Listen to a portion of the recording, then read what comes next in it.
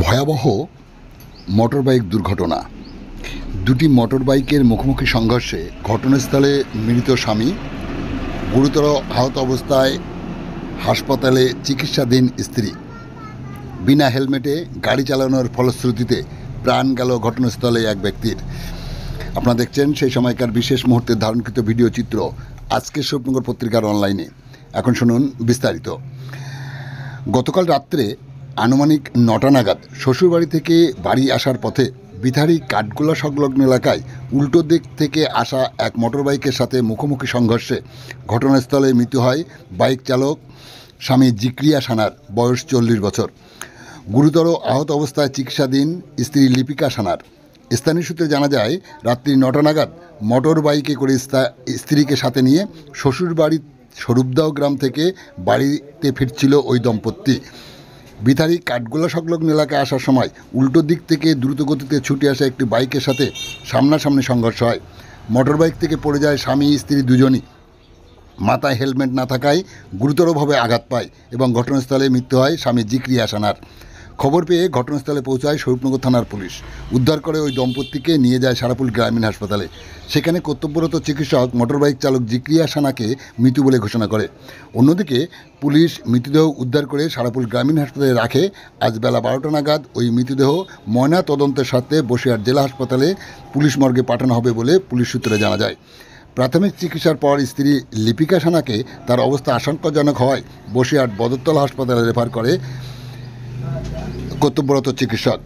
এই ঘটনাকে কেন্দ্র করে কি বললেন স্থানীয় বাসিন্দা শফিক কামাল, শোনাবো আপনাদের। আমাদের সাথে থাকুন, দেখতে থাকুন। এই ঘটনাকে কেন্দ্র করে এলাকা জুড়ে শোকের ছায়া নেমে এসেছে। কালকে রাত্রে এলাকায় একটা বাইক দুর্ঘটনা ঘটেছে। যে মারা গেছে এর নাম কি?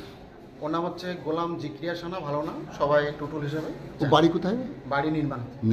কি হয়েছিল বলে জানতে পারলেন? আমরা যেটুকু শুনলাম যে ওরা স্বামী স্ত্রী স্বরূপদা থেকে শ্বশুরবাড়ি থেকে ফিরছিল রাত্রিতে। বিথারি শিশুতলা সম্ভবত, ওখানে নামটা আমরা সঠিকভাবে জানি না।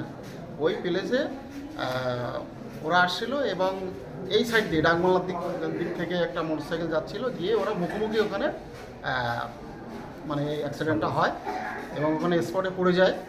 পড়ে যাওয়ার পরে ও মাথায় আঘাত লাগে।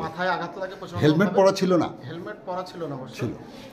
তো ওখানে আর কি মারা যায় এবং তার স্ত্রীও যথেষ্ট এনজিও। হাসপাতালে প্রাথমিক চিকিৎসা করার পরে বসিরহাটে ট্রান্সফার করেছে। ওখানে এখন চিকিৎসা। কিসের সাথে দুর্ঘটনা ঘটলো? যেটা শুনলাম তাতে করে মোটরসাইকেলের সঙ্গে। আপনার নাম? আমার নাম শফিক কামাল মোল্লা। কোথায় বাড়ি আপনার? আমার বাড়ি তো নির্মাণে, পাশেই।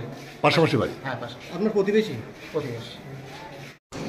পুলিশ প্রশাসনের বারবার সতর্কীকরণ সত্ত্বেও এখনও হুঁশ ফিরল না স্থানীয় সাধারণ মানুষের।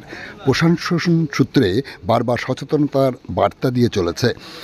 নিজের জীবন বাঁচানোর জন্য গাড়ি চালানোর আগে সিট বেল্ট ব্যবহার করুন, মোটর বাইক চালানোর আগে হেলমেট মাথায় পরুন। মনে রাখবেন, আপনি না ফেরা পর্যন্ত আপনার পরিবার আপনার পথের দিকে তাকিয়ে থাকে। রাস্তায় অন্যকে ওভারটেক করবেন না, সাবধানে চলুন, নিরাপদে বাড়িতে ফিরুন। একটি ভুলে আপনার জীবন সংসার অন্ধকার নেমে আসতে পারে, এমনই সতর্ক বার্তা দিয়ে চলেছে প্রতিনিয়ত পুলিশ প্রশাসন। তার দিকে বুড়ি আঙুল তুলে নিজের ইচ্ছা মতো রাজপথে বাইকের দৌরত্ব কমছে না। এমনকি 18 বছরের নিচে অনেক কিশোরদেরকেও ইদানিং মোটরবাইকের প্রতিযোগিতায় নামতে দেখা যাচ্ছে রাজপথে। কিভাবে অভিভাবক এত অল্প বয়সে তাদের হাতে এই বাইক তুলে দিচ্ছে, এটা বোধগম্যের মধ্যে আসে না। পুলিশ প্রশাসনকে এ ব্যাপারে সতর্ক থাকার জন্য আবেদন রাখেন স্থানীয়রা। মোটর বাইক আরোহীর মাথায় হেলমেট না থাকার কারণে একটি পরিবারকে অসহায়তার শিকার হয়ে পড়তে হলো, তার প্রমাণ এই মোটর বাইক দুর্ঘটনা। এই ঘটনায় এলাকায় শোকের ছায়া নেমে এসেছে। যে ছবি দেখছেন আপনারা আজকের স্বপ্নগর পত্রিকার অনলাইনে। আমাদের সাথে থাকুন, সুস্থ থাকুন, ভালো থাকুন, দেখতে থাকুন।